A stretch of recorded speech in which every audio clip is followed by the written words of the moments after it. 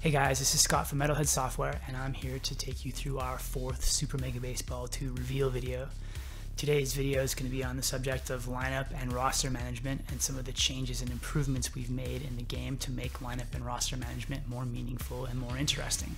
First up is changes to roster size and composition. So in SMB1 you had a roster of 18 players made up of your 8 position players, 4 bench players, and a pitching staff of 6, half starters, half relievers. In SMB2, you're going to see 1 extra bench player, 1 extra starting pitcher, and 1 extra relief pitcher. So that's going to add a little bit of depth to the roster without going all the way to realistic roster sizes where you're thinking about players that almost never see the field. Next up is changes to primary and secondary positions. So in SMB1, primary and secondary positions were both individual positions. In SMB2, secondary positions can now be no position at all, or 1 position, or classes of positions like outfield, infield, or utility. Related to that, you'll be able to move your players around defensively during the game. So between the larger bench, the more flexible secondary positions, and allowing defensive positional swaps in the game, we should be able to make defensive positioning overall more meaningful.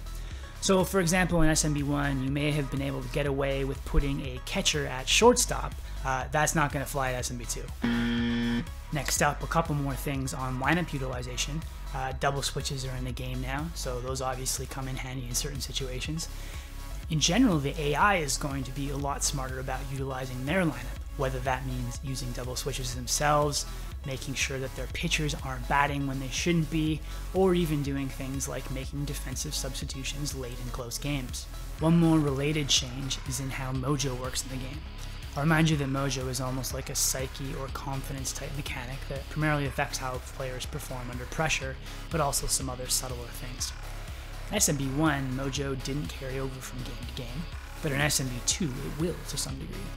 This is going to create the effect of streaks or slumps and create some interesting emergent situations in seasons where, for example, a guy that might be your usual starting shortstop is so cold that you might have a utility infielder serving as your starting shortstop in a pennant race deciding game. That's it for today. In upcoming videos, we'll start to touch on changes to the on-field mechanics and things like game modes and online play. In the meantime, thanks for watching, and we'll talk to you again soon.